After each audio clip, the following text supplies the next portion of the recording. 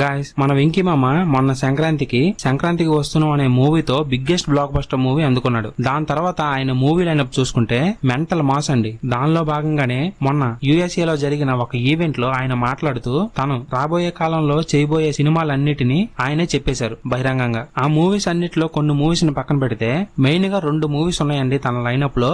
దాన్ని ఎవ్వరూ మర్చిపోలేరు. ఒకటి ప్రెజెంట్ చిరంజీవి గారు చేస్తున్న 157 సినిమాలో ఆయన గెస్ట్ అపిరెన్స్ ఇస్తున్నారు. అది అనిల్ రావుపూర్ గారి డైరెక్షన్ లో వస్తుంది. తర్వాత నెక్స్ట్ మన బాలయ్య బాబు గారితో ఒక మూవీ మల్టీ స్టారర్ గా చేయబోతున్నాడండి వెంకీ మామ. దానికి రాముడు భీముడు అనే టైటిల్ కూడా పెట్టబోతున్నారంట. క్రేజీగా ఉంది కదా టైటిల్.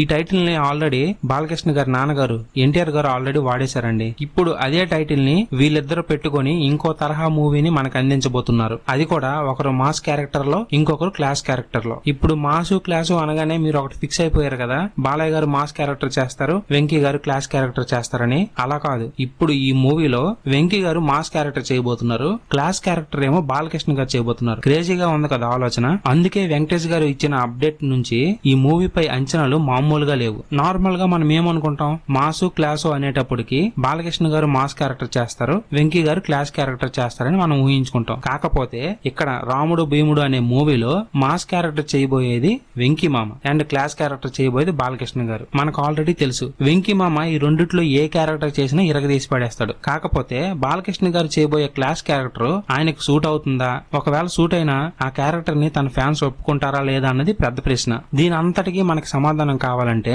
ఇంకొన్ని రోజులు వేచి చూడాల్సిన అవసరం ఉంది. మరి మీరేమనుకుంటున్నారు గాయస్? క్లాస్ క్యారెక్టర్ లో బాలకృష్ణ గారు మనల్ని ఎంటర్టైన్ చేయగలరంటారా? నాకైతే ఆయన యాక్టింగ్ స్కిల్స్ అన్ని నాకు తెలుసు కాబట్టి ఆయన తప్పకుండా మనల్ని ఎంటర్టైన్ చేస్తారు. కాకపోతే ఆయన్ని హ్యాండిల్ చేయగల సత్తా డైరెక్టర్ దగ్గర ఉండాలి. అలాగని జరిగితే ఈ మూవీతో మనకి ఒక గ్రేట్ మల్టీ స్టారర్ మూవీని చూసామనే ఫీలింగ్ కలుగుతుంది. అలా జరగాలని మనస్ఫూర్తిగా ఆశిద్దాం. సరేనా? మరి ఈ రాముడు భీముడు మూవీపై మీ అభిప్రాయం ఏంటో కింద కామెంట్ సెక్షన్ లో తెలపండి. అలాగే మా ఛానల్లో కంటెంట్ చూసి నచ్చితే సబ్స్క్రైబ్ చేసుకుని బెల్ ఐకాన్ ఆన్ చేసుకోండి. సరేనా? మేము నెక్స్ట్ పెట్టే ప్రతి వీడియో మీకు నోటిఫికేషన్ గా వచ్చేస్తాయి. సరే మరి bye guys, take care. Thank you for watching my video.